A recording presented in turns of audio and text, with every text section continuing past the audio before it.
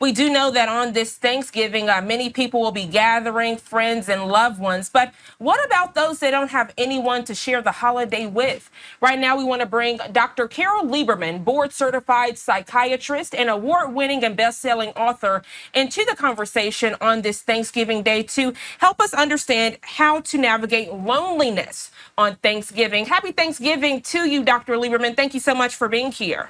Well, thank you. Happy Thanksgiving to you. We know this. Oh, go ahead. I was going to say, we know this day is about giving back and fellowship. Many people use this day to catch up with loved ones and family and friends. But what about those that don't have those life partners? They don't have friends or family to fellowship with? Well, yes, Thanksgiving can be one of the loneliest days of the year because we have this vision in our minds of what it's supposed to be. You know, we've seen Norman Rockwell paintings of family around the Thanksgiving turkey. And we've seen just even Thanksgiving cards, greeting cards, where it always has that picture of a bunch of people around a big meal, and everyone's laughing and happy. And it's the togetherness that is the important part of Thanksgiving. So when you don't have that, especially if you've had a parent or another person who is no longer with you, you know, and that chair is empty, you know, the dreaded empty chair, that really makes you feel you miss them even more.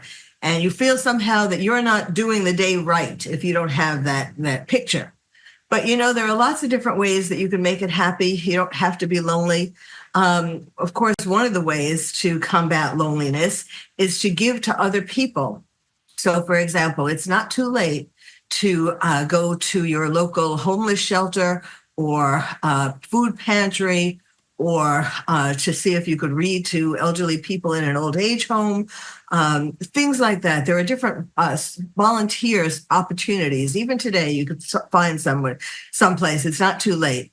And of course, you know, it's also not too late to try to find people to share the holiday with. Maybe it's too late to make a turkey like we just saw, but you know, it's not really about the turkey. That's just become a symbol of Thanksgiving, but it's really about sharing a meal, sharing conviviality, sharing companionship.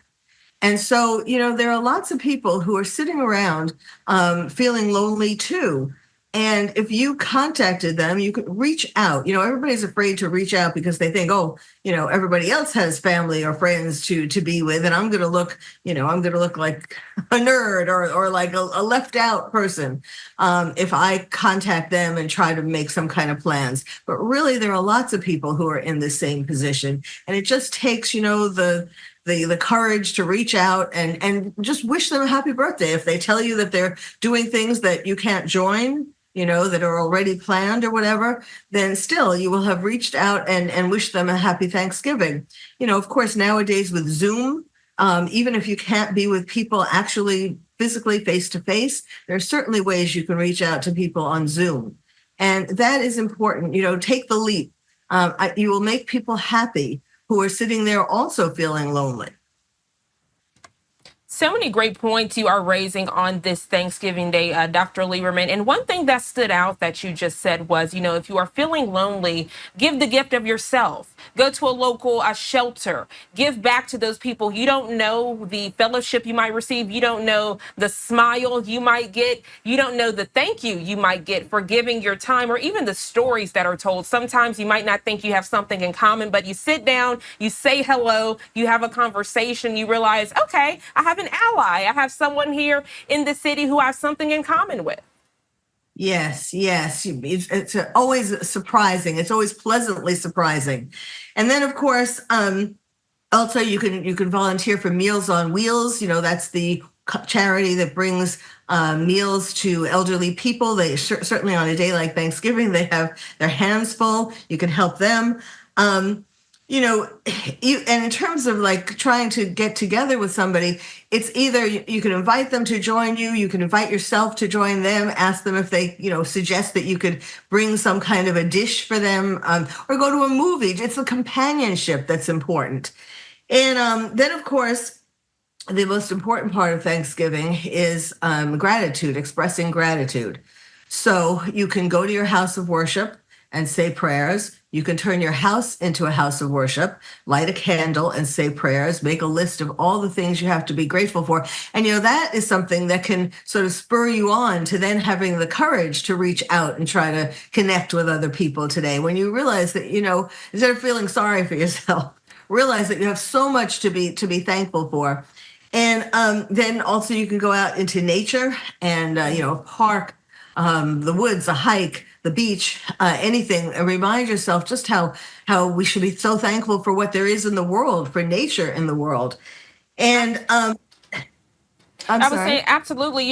Yesterday we were discussing how, some people might not be excited to come around the Thanksgiving table because of, the recent election. Some people still haven't accepted the results, whether they are happy or not. And this just further adds to that perspective, the divisiveness of it all. The person you might not be happy to see at the Thanksgiving dinner table, you don't know what will happen in the coming days. They might not be there next Thanksgiving. They might have moved on to another life. So I'm so glad you mentioned that, as we are also looking at that as well this Thanksgiving.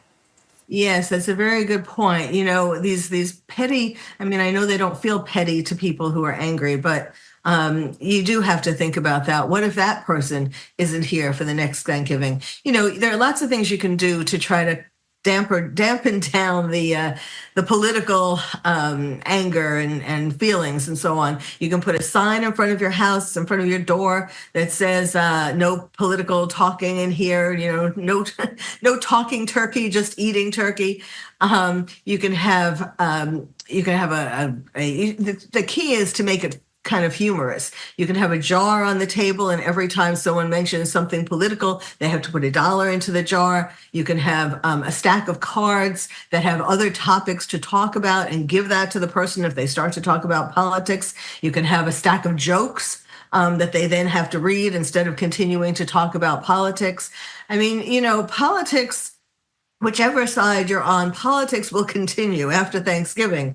But these people and these friendships and these relationships won't necessarily continue, especially if you just get into arguments. This is such a perfect time to reach out, and not just in general to reach out to people, but to reach out to people who you might have become estranged with because of the elections, these months and months of elections, of campaigning. And those would be the people who would be good to reach out to again.